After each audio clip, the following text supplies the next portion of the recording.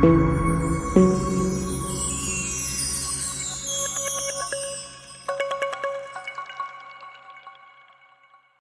Friends, welcome to learn insight. आज हम start करेंगे आपकी जो बुक है इंडियन इकोनॉमिक डेवलपमेंट, इसका first chapter Indian economy on the eve of independence. तो स्टार्ट करते इस चैप्टर को। इस चैप्टर के इंट्रोडक्शन के साथ the main objective of this book Indian economic development is to familiarise you with the basic features of Indian economy and its process of development. ये जो आपकी बुक है इंडियन इकोनॉमिक डेवलपमेंट, इसका main objective क्या है? इसका main objective है कि आप जो इंडियन इकोनॉमी है उसके बेसिक फीचर्स को समझो, किस तरीके से जो हमारी इंडियन इकोनॉमी है वो धीरे धीरे करके डेवलप हो रही है वो आप समझो। यही इस बुक का बेसिक ऑब्जेक्टिव है। In order to understand the various phases of development, it is important to first look at the state of India's economy prior to the country's independence. It means to say सबसे पहले हम जो different जो phases हैं हमारी Indian economy के development के, वो समझने से पहले हम ये समझेंगे कि जब ब्रिटिशर्स हमारे ऊपर रूल कर रहे थे तो उस समय हमारी जो इंडियन इकोनॉमी थी उसकी क्या कंडीशंस थी, किस तरीके से हमारी जो इंडियन इकोनॉमी थी वो परफॉर्म कर रही थी during the British rule. Origin of British rule. Origin of British rule का मतलब क्या है? मतलब हम यहाँ पर ये समझेंगे कि किस तरीके से जो ब्रिटिश रूल है उसकी स्टार्टिंग हुई।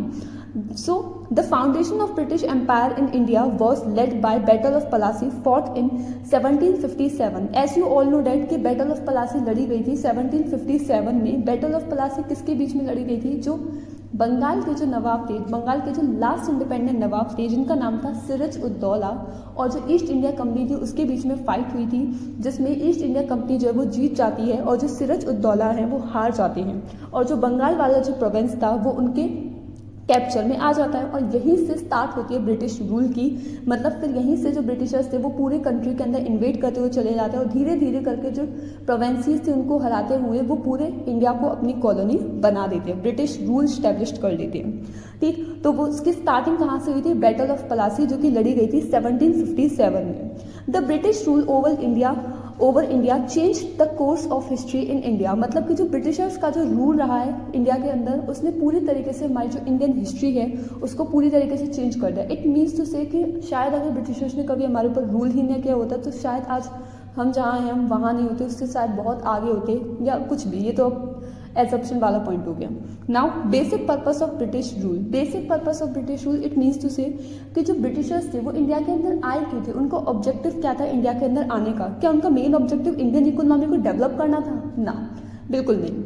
ऐसा नहीं है कि जो ब्रिटिशर्स थे वो आए थे इंडिया के अंदर जिससे कि वो इंडियन इकोनॉमी को डेवलपमेंट कर सके। नो, ऐसा कुछ नहीं है। जो मेन पर्पस था ब्रिटिश रूल का वो यही था कि वो इंडियन इकोनॉमी को यूज़ करना चाहते थे एक फेडरल इकोनॉमी की तरह। इट मीन्स टू से वो सिर्फ इंडियन इकोनॉमी जो है, यहाँ के जो ह्यूमन रिसोर्सेज थे, यहाँ के जो नेचुरल रिसोर्सेज थे, उसको यूज़ करके वो खुद की जो ब्रिटिश इकोनॉमी थी उसको डेवलप करना चाहते थे।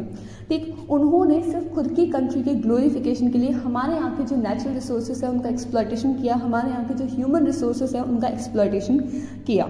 ठीक, British colonial rule temper the Indian economy very badly. It means Britishers का जो पूरा कॉलोनियल रूल रहा है इसने हमारी जो पूरी इंडियन इकोनॉमी है उसको बहुत बुरी तरीके से टेम्पर्ड कर दिया है। Finally, after the 200 years of British rule, India gained independence from them on the 15th August 1947। मतलब कि फाइनली 200 years लेटर जो हम इंडिया है उसको आज़ादी मिलती है, और फाइनली हम लोगों को आज़ादी कब मिली थी? 15 अगस्त 1947 को। तो ये सिर्फ आपका इंट्रोडक्शन था जिसमें आपने थोड़ा सा समझा कि इस चैप्टर में हम क्या पढ़ेंगे और ब्रिटिश रूल का शुरुआत किस तरीके से हुई और बेसिक पर्पस क्या था ब्रिटिश रूल का।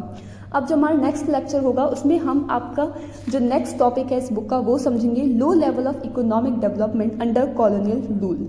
Thank you.